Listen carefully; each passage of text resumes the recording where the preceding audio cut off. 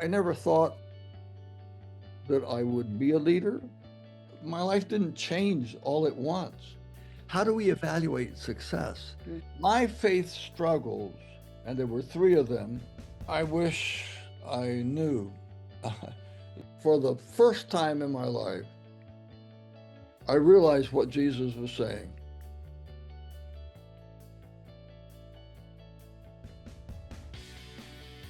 So, welcome back, everybody, to this time where we will have the conversations from below with Uncle Bill Taylor and his book Leading from Below. And previously, we had those good, deep discussions. And today, we're moving into a next phase where we will talk about the inner landscape, discerning slippery slogans and motivations. Today, we also have two guests, Ruth and Evi. And as you would have noticed by now, these are not just mere readers of the book, but they are actually friends, people that have walked the road, that have known Uncle Bull for a number of years, and in both ways had impact in one another's lives. And so I'm happy and I'm glad to see you to have joined us. So welcome, and we're gonna just jump straight into it. And I want to start the session by just reading us something short out of the book to kind of give us a little bit of a focus, and then we're going to open up the floor for questions, and we will engage in these discussions. So, in chapter 2, we read about Bull, and where he asks this very profound question. He says, "We ask, how many times have I been told, O Christ, by meaning people, that is my destiny and my charge to go out into the world and do great things for you? How many times in response have I prayed earnestly that you might use me mightily for the work of your kingdom?" And I'm pretty sure many of us have asked those questions ourselves. But Evie, this entire chapter starts with a poem, and it speaks to the inner heart. And if you read through that poem, what is that pressing question that comes to mind, that kind of speaks into this quest of doing great things? And what question does it raise to you as a leader yourself? Yeah, thank you. And it's great to be with you all here. I was, when I was reading this poem again, it really challenges me personally very deeply. Because I think, I mean, I want to be successful. I want to be successful in the eyes of God, and also, if I'm honest, also successful in the eyes of people. And so I think the question for me behind is like, what I do, I want this to be counting for God, and leaders talk about legacy these days. And so I think one of the questions behind is what do I leave behind? And I think ultimately it comes down to what is my definition of success? Because that poem very clearly, describes like, who do I let myself be defined by? Is that, by these big ambitions, or is it by God? And so I think what really stood out for me as I was reading this chapter is really having to deep soul search here and saying, what is my definition of success, and who is defining this for me? And I was just reminded by one of my mentor friends. He has a great, I think, definition of success. He says success is loving people to Jesus. So it's not about me converting them, but actually trusting Jesus to do the work. And so even when I can't see it, even when I think, oh, it's not success, whatever, it is, I think ultimately the question, what does Jesus ask of me? And he doesn't ask me to be successful, but he asks me to love him and be very faithful with whatever he has entrusted to me. So I feel that Uncle Billy is touching a paradigm shift I think we desperately need as leaders in that. And so it's very tough. It's tough, and it's a humbling journey, but I believe it's a very healthy one. And so, Uncle Bill, I would love to address you and ask you a question, because as Ruth and I, we were engaging here with the chapter, you talk about these different slogans, or, as Adriaan just said, slippery slogans, which set us up for, disappointment maybe later. And can you maybe share with us the process maybe by which a good intended, well-intended slogan can actually become a subtle form of self-attribution, or actually becomes a toxic driver, which mishapes the soul of a leader? What do you think about this, Bill? How do we deal with this? Oh, Evi, I wish I knew. So some thoughts that come to my mind. The big corporations of the world have strap lines or slogans or what they say they do.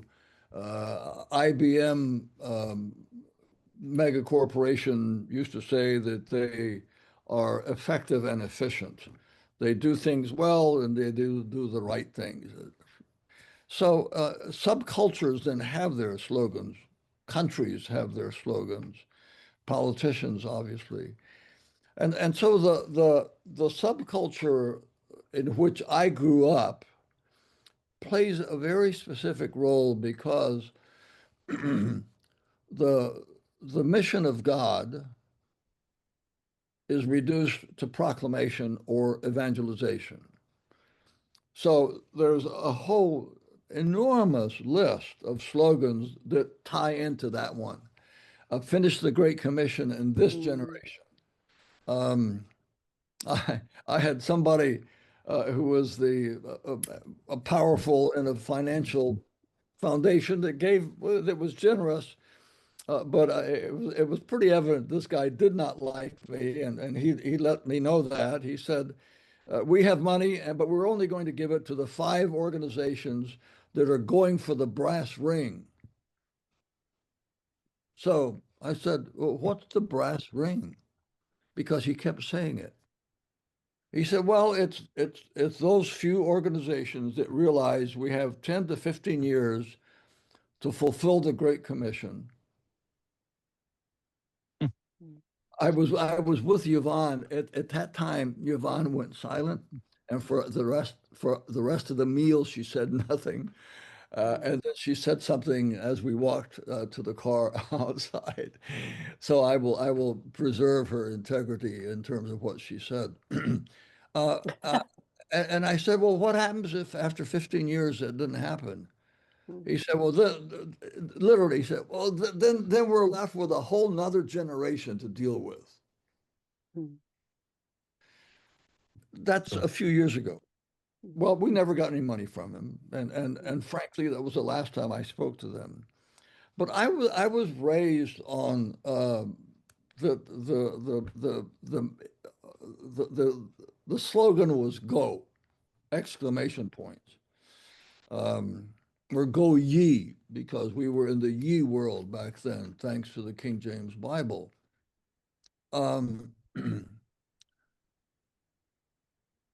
So some slogans are a reductionism. And a reductionism is it's the ability to reduce something to almost meaninglessness. I was just revisiting this chapter, and there is a slogan that I like. It's an agency that I just checked out not too long ago, and their slogan is "Embrace the hard." Oh, yeah, that's right. So the slogans are I've tried to deal with them justly because they motivated me. I remember using them when I was a young missionary or headed towards the so-called mission field. Um, and I've taught in the perspectives on the world Christian movement in this country for many years, and it's full of slogans. But I think, Evie, you've touched something else, and that's what is our understanding of success. Mm. And if the metrics come uh, from business or from industry or the military or government, um, in this country, the United States, we've been we've been the mission of God has been distorted by artificial metrics. Um, And and would you say, Bill, that many of those metrics are actually the things that can be counted? We oh have yeah, a great propensity as human beings to want to count, and so slogans and metrics that come from them are often yeah. somehow, and this is reductionist, isn't it? Whereas I think, is God interested in counting in the same way that we are? We're very fixated, aren't we, on counting? Yeah, we would get letters when we were in Latin America from supporting churches. How many people have you talked to Jesus about? Yeah. How many disciples are you Yeah. making? You know, Yeah. later we moved to the word mentoring. So we've graduated up to the language usage. So success, yeah, I think, Ivy, what you've said is spot on. To me, you know, this came up in discussions decades ago on missionary training. How do we evaluate success?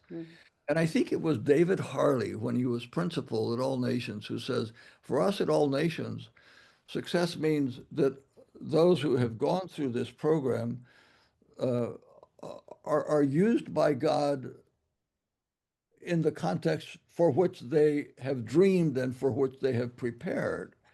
It had nothing to do with size of library or degrees of faculty. And that was one of the things that struck me the first time Yvonne and I visited All Nations, and then two times as visiting tutors, that in one class I had people with a master's from Cambridge, and the other was a diesel mechanic from the Logos ship. And I'm just saying, oh, this is interesting. So I think we have to battle with this issue of definitions, of slogans. Legacy, I had to ask the question, Evie, do I have the courage to ask myself the question, is there a legacy?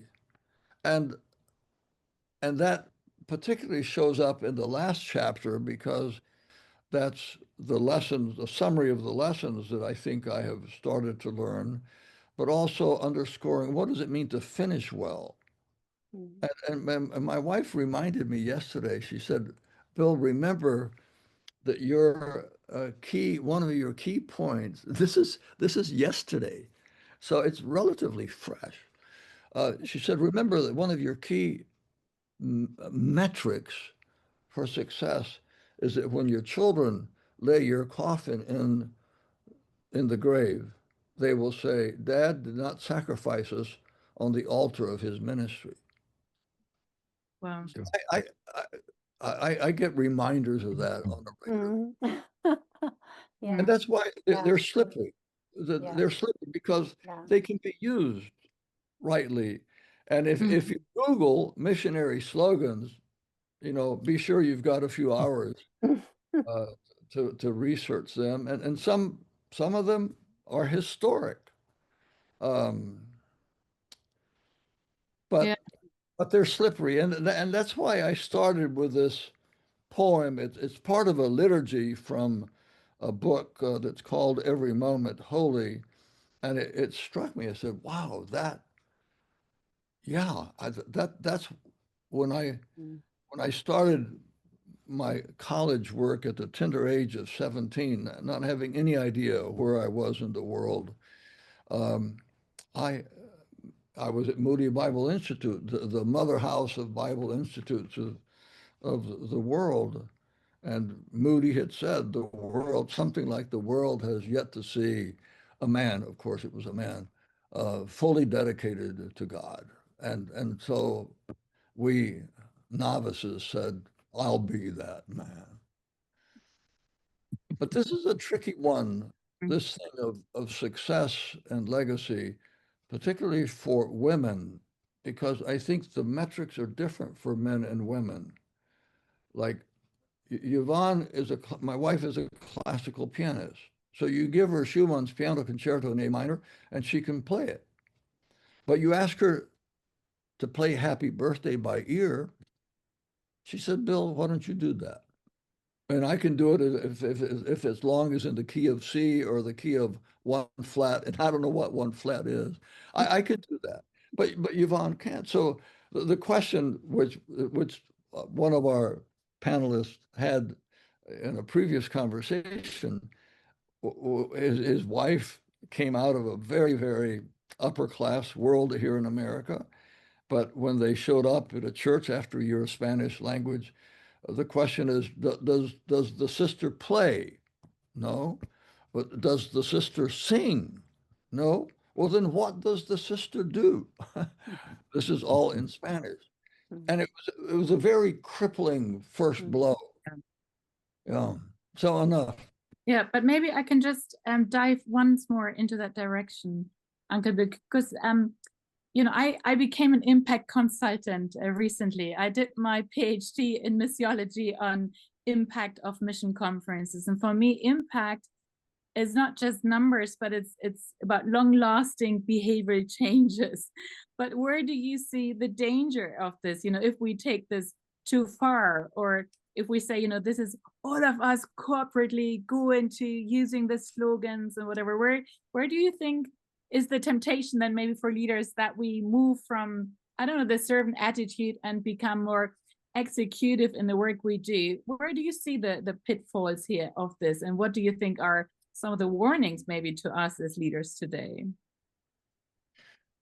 Well, we have one supporting church that I would say is still in an old paradigm. And they're going to stay there until that one person dies. And so it will be interesting because we'll be at that church next February. And I feel like I've gone back 40 years, 50 years.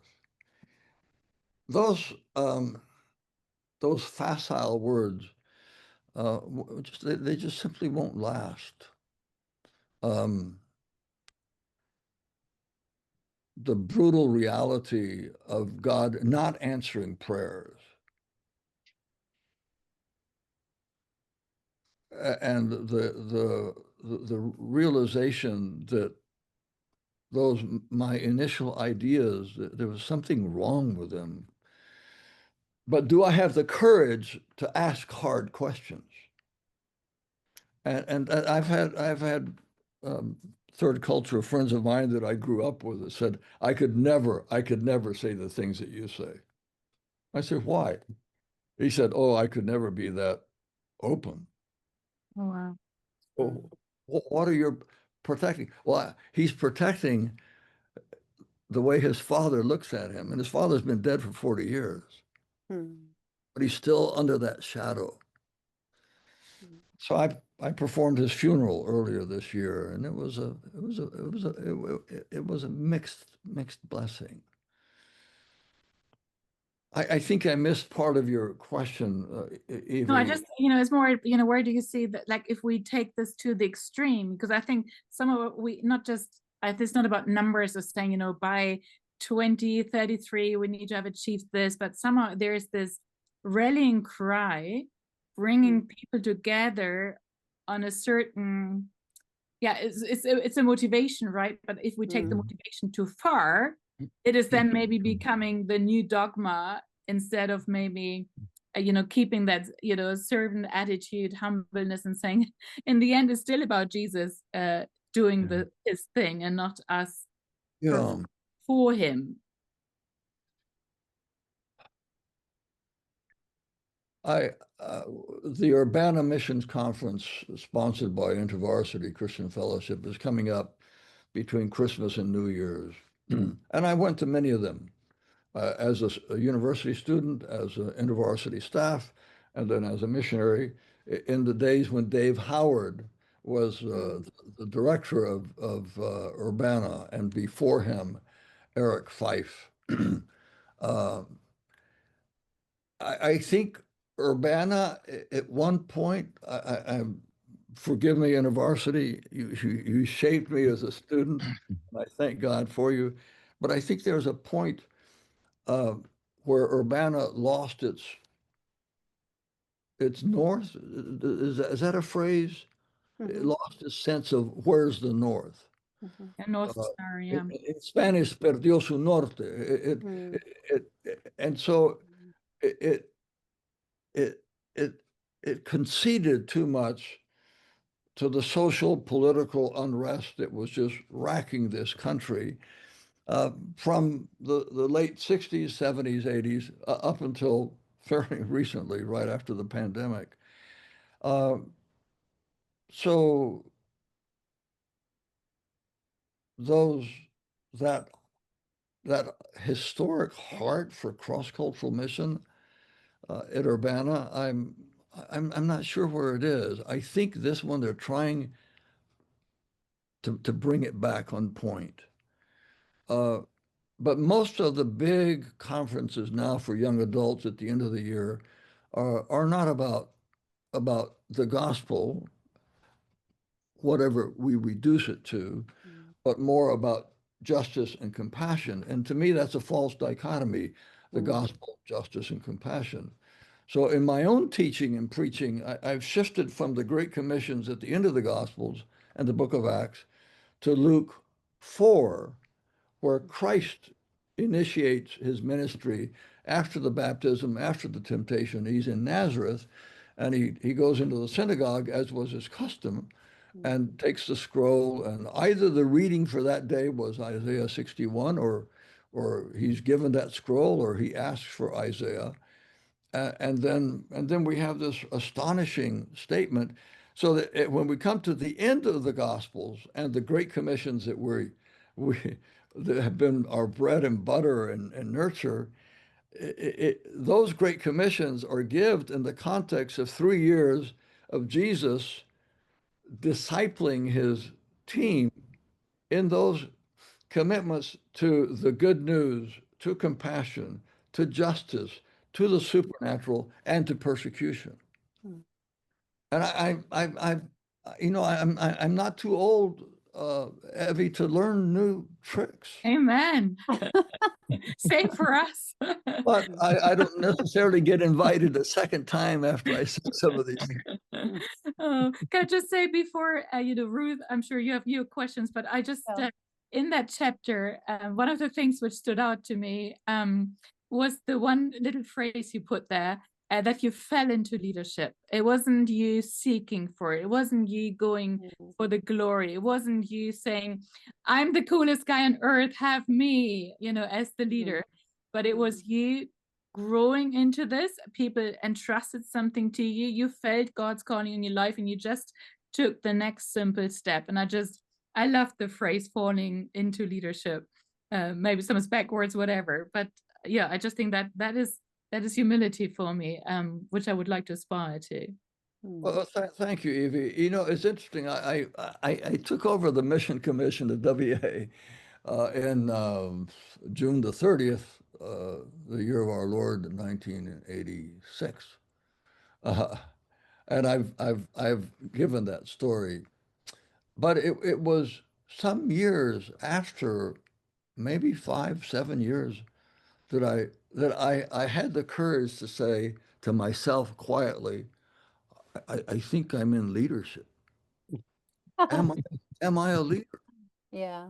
Uh, Yeah. and but I would rather have taken that path than assuming that I was destined for leadership, because I've met some of them Mm, in the Christian world. And one of the books that I read in preparation, one of the 40 books that I've studied for this one here, is I don't remember the title, but it's something about learning from the great ones. And that's the one book.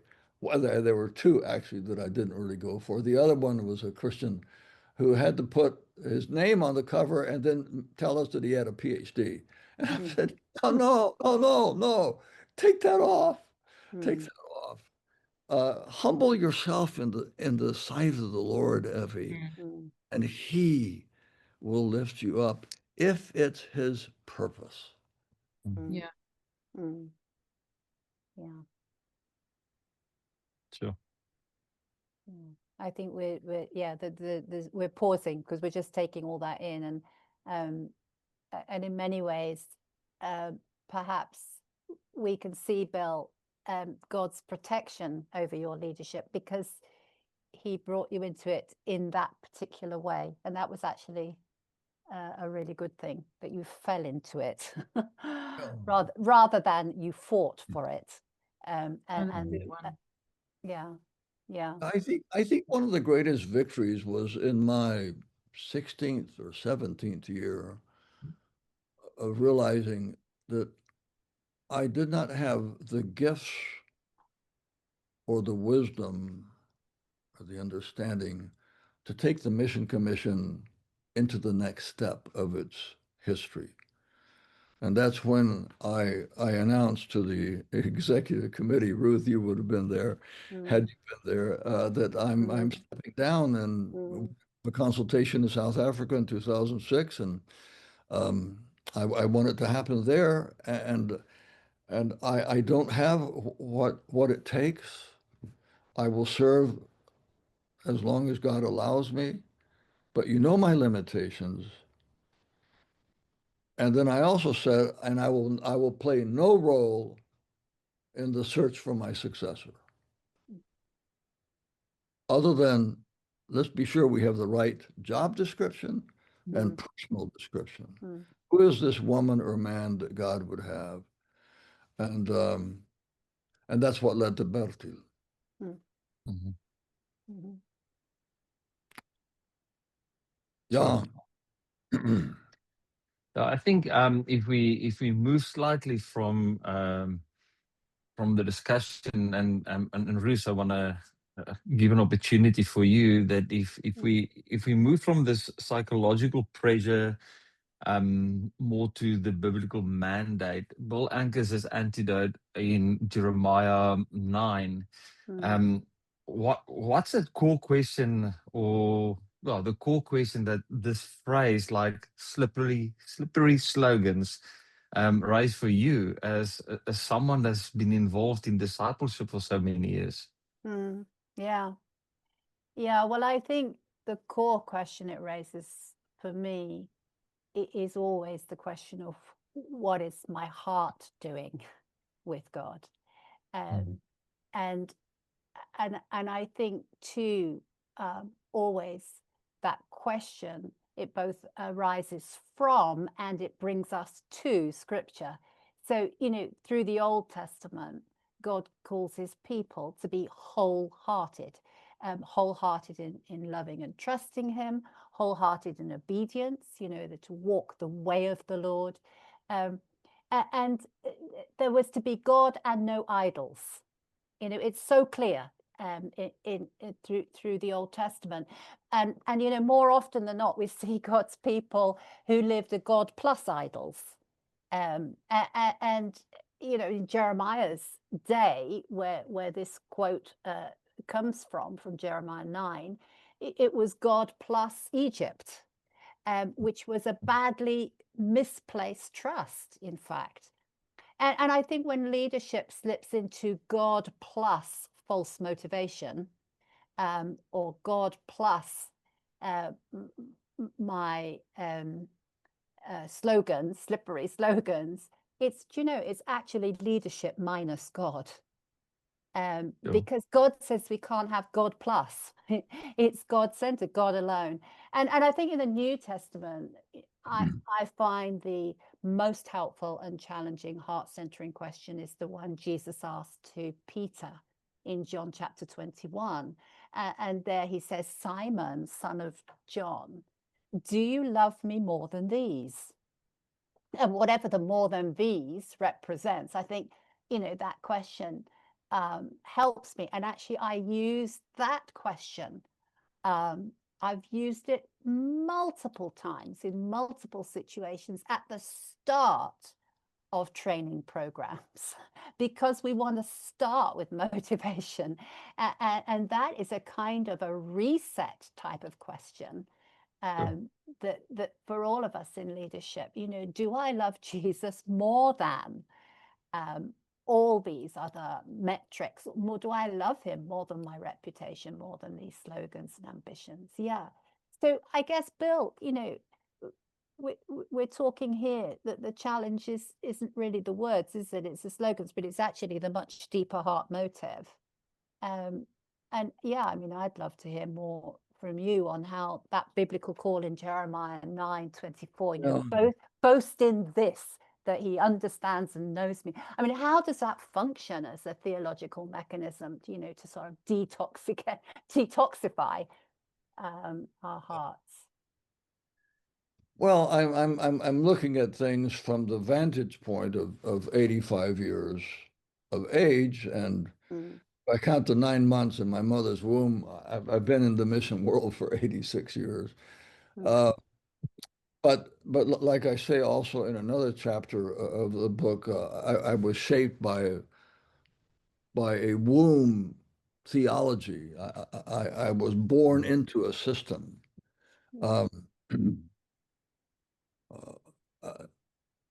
And that was also a missionary subculture. But as I look back, I had a colleague who served with me on the mission commission with unusual gifts that I did not have, and that's why I needed him, because he knew how to do stuff that I didn't know. I mean, I could, yeah. But his father, I think there were 6 or 7 siblings. His father was a missionary, and he said, there's only one vocation that I support, and that's mission.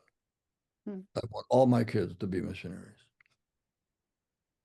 Well, that explains why some of them walked away from the faith. And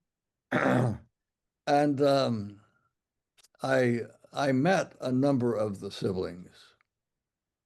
And then of all things, I found myself on a long road trip in another country with my colleague's father, and we got into this. And I'm thankful that the Lord kept my sharp tongue under control and my heart pure. But I just said, I just called him by his first name. I said, I think that can be a very crippling sentence on the family.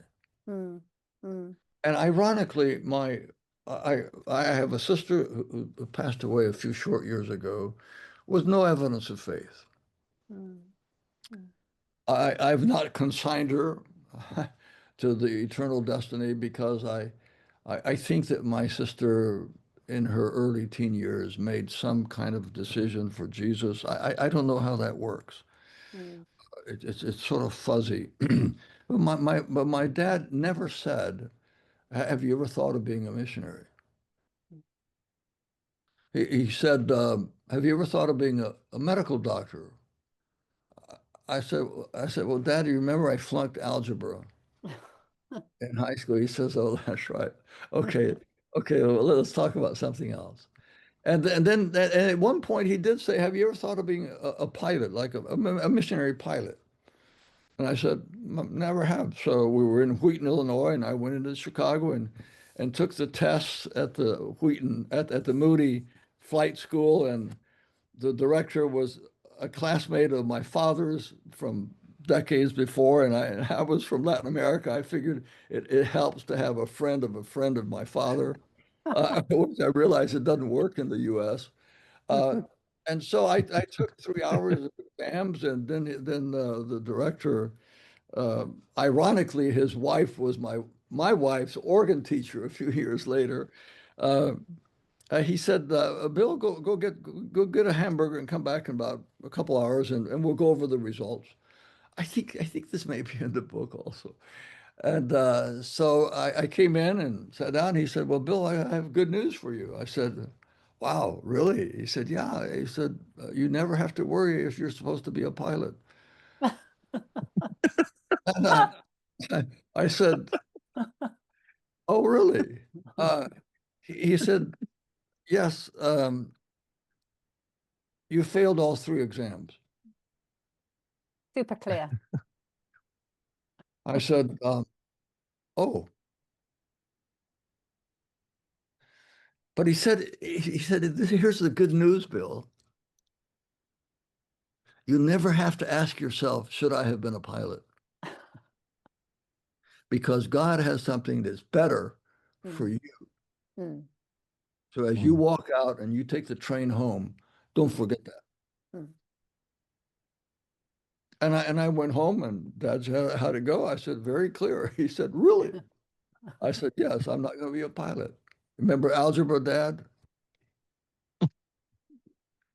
Um, and so that freed me, although as a child, I had made a child's decision. Mm. You make a decision, and that decision turns around and makes you. Yeah. But it was years before I realized that decision as a child for mission, it was years before I realized that my parents were missionaries. Mm. I said, "Oh, I'm free. I'm free." And I think in the course of our lives, Evi, Ruth, and Adriaan, there are moments when God just stops us up short, and we have to say, is there something here that I'm missing? Is there a lesson to be learned? Uh, Mm. was I wrong? Mm.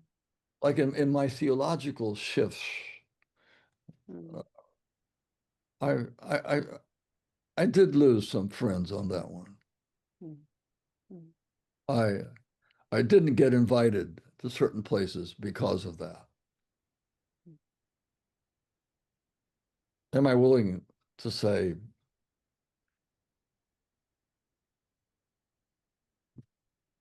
nothing? Just be quiet. Sure. Yeah, sure. That was not easy.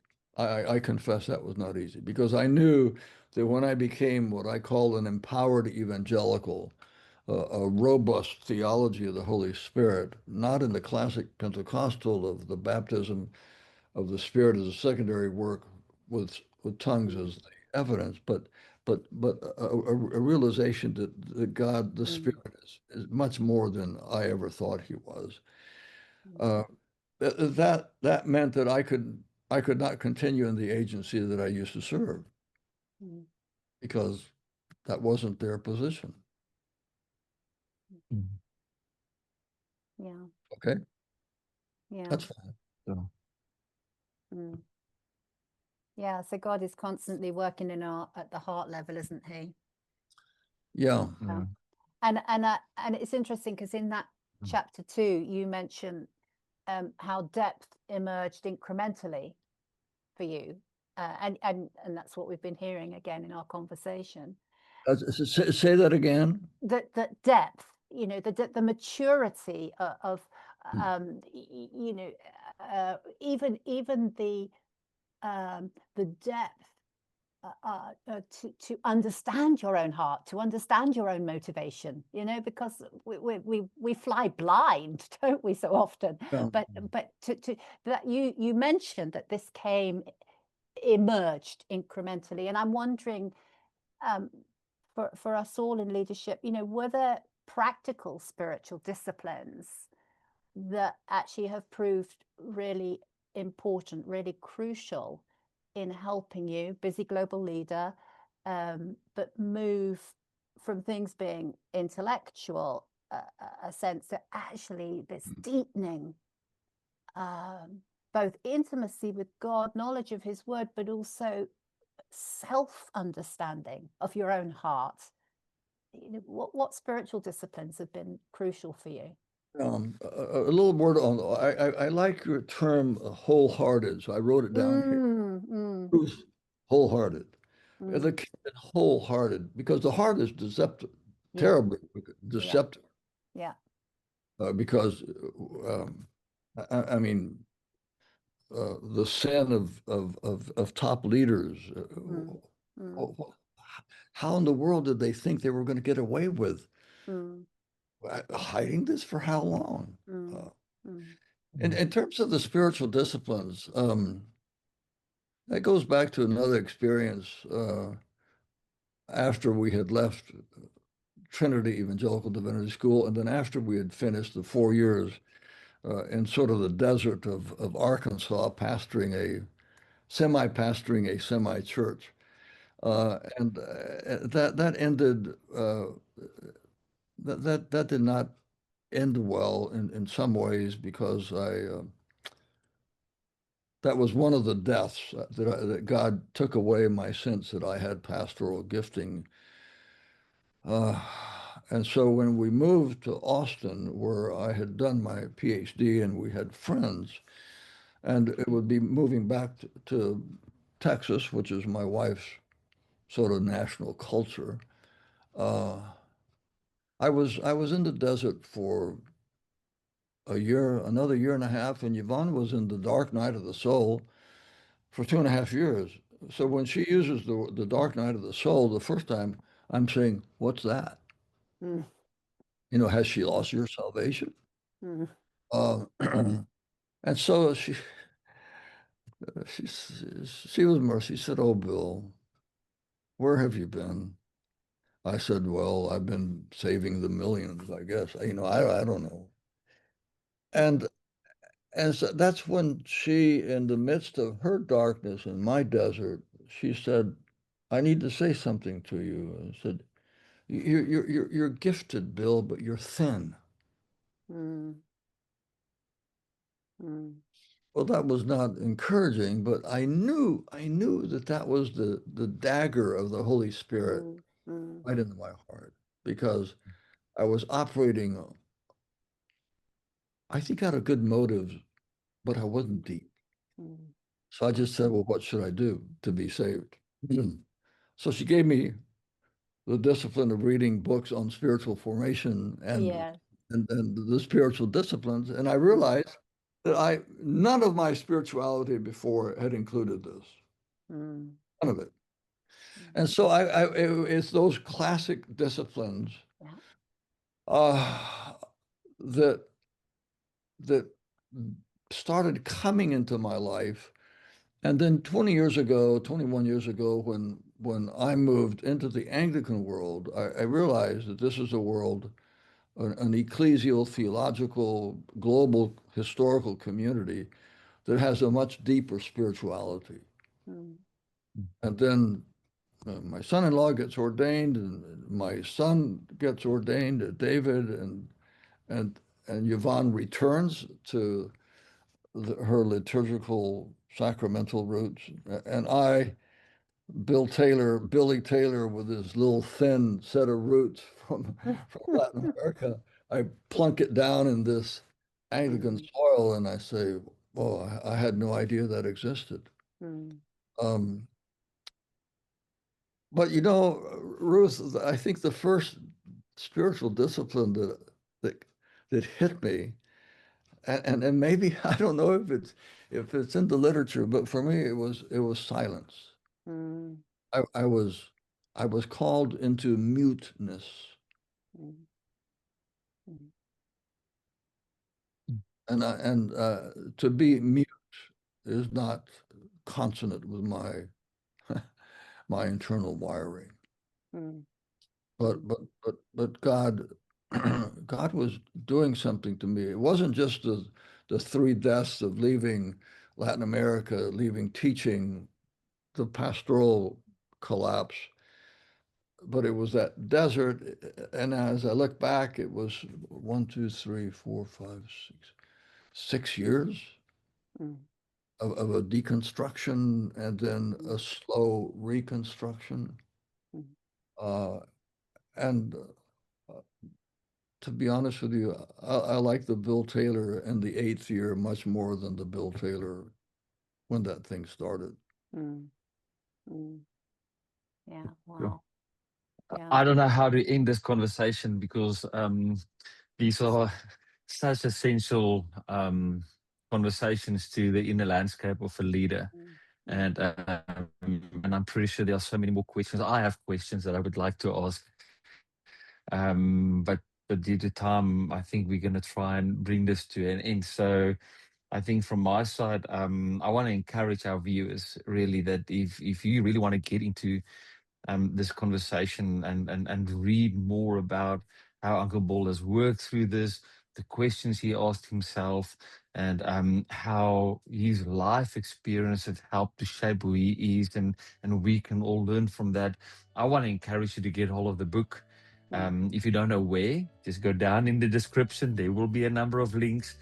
Pick one, get a physical copy, get an ebook, and but also make sure that you do subscribe to these conversations. There's many more to come, and I can promise you it will be worth it.